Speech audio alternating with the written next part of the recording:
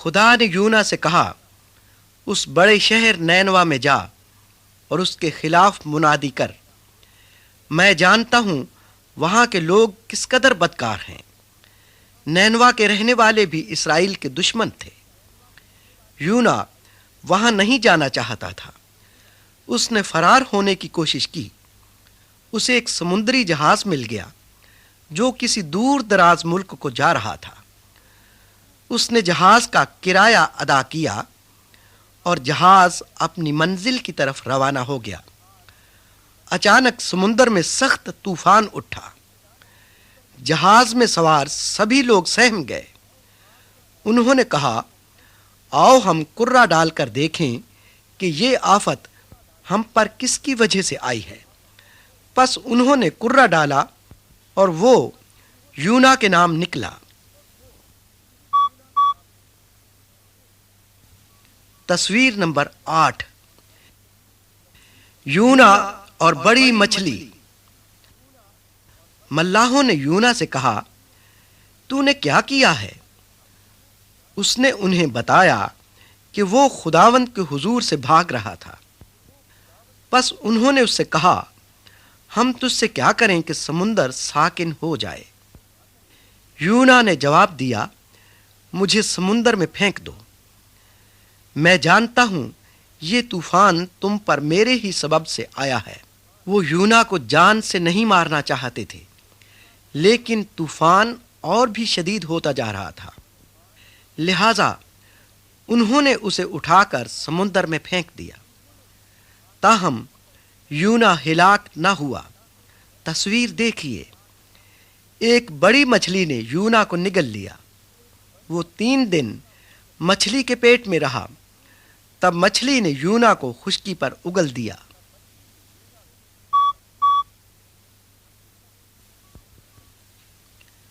تصویر نمبر 9، یونا نینوا میں۔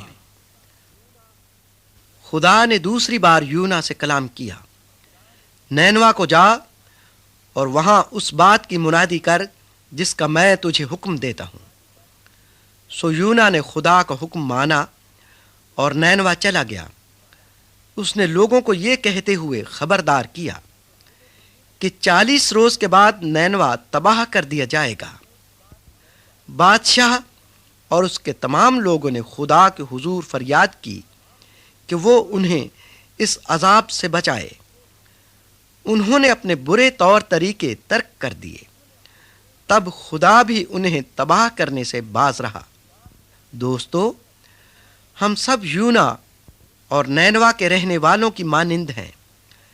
ہم سب نے خدا کی نافرمانی کی ہے اور گناہ کیا ہے۔ ہم سب سزا کے حقدار ٹھہرے، پھر بھی خدا ہم سے محبت کرتا ہے۔ اس نے ہمیں خبردار کرنے کے لیے یسوع کو بھیجا تاکہ ہم برائیوں سے بچے رہیں۔ یسوع نے ہماری نجات کے لیے موت قبول کی۔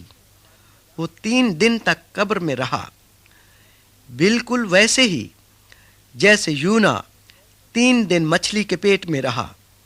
پھر یسوع موت پر فتح پا کر جی اٹھا۔ اب وہ ان سب کو ابدی زندگی دے سکتا ہے جو گناہ اور بدی سے کنارہ کرتے اور اس کے راستوں پر چلتے ہیں۔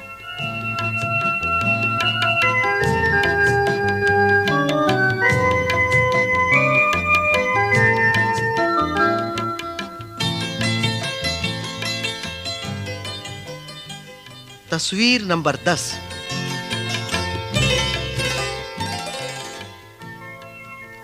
آستر اور بادشاہ۔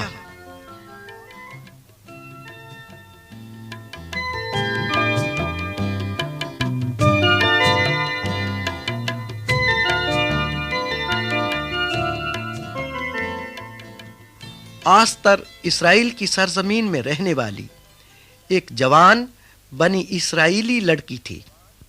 اس کے والدین مر گئے تھے، چنانچہ اس کے چچا مردکی نے اس کی پرورش کی۔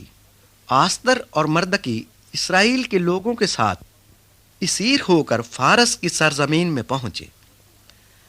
شاہ فارس بہت طاقتور آدمی تھا۔ اور سب اس سے ڈرتے تھے۔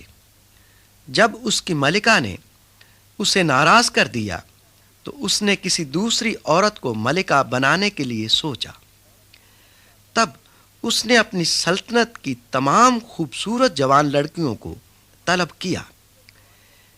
ان میں سے اس نے آستر کو چن لیا کہ اس کی نئی ملکہ بنے، لیکن آستر نے یہ بات کسی پر ظاہر نہ کی کہ وہ بنی اسرائیلی ہے۔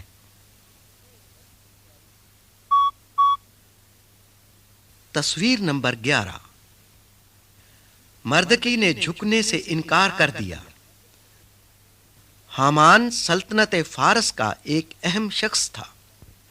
وہ جہاں سے گزرتا تھا لوگ اس کو جھک کر سلام کرتے تھے۔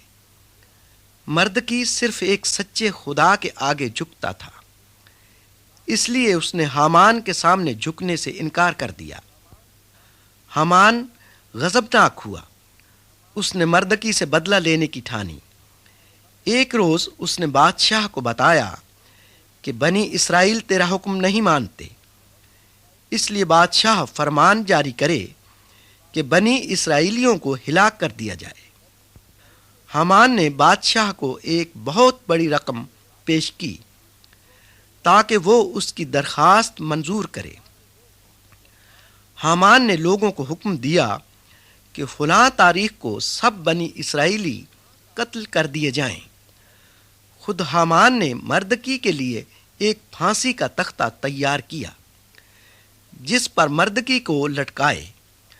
مردکی نے آستر کو کہلا بھیجا کہ وہ بادشاہ کے حضور جا کر اپنی قوم کے لیے درخواست کرے، لیکن آستر نے کہا اگر کوئی بادشاہ کے حضور بن بلائے چلا جائے تو اس کو مار دینے کا حکم دیا جاتا ہے۔ اس نے بنی اسرائیلیوں سے دعا کرنے کے لیے کہا۔ پھر اس نے کہا میں بادشاہ کے حضور جاؤں گی اور اگر میں ہلاک ہوئی تو ہوئی۔ تصویر نمبر 12۔ آستر کی ضیافت۔ خدا نے بنی اسرائیل کی دعا سن لی۔ بادشاہ نے آستر کا استقبال کیا۔ آستر نے بادشاہ کو ایک خاص ضیافت میں تشریف لانے کی دعوت دی۔ اس کے ساتھ حامان کو بھی بلایا۔ ضیافت میں بادشاہ نے پوچھا ملکہ آستر مانگ تو کیا چاہتی ہے؟ آستر نے جواب دیا میری جان بخشی ہو، کیونکہ میں اور میرے لوگ ہلاک اور قتل کیے جانے کو بیچ دیے گئے ہیں۔ بادشاہ نے پوچھا کون ایسی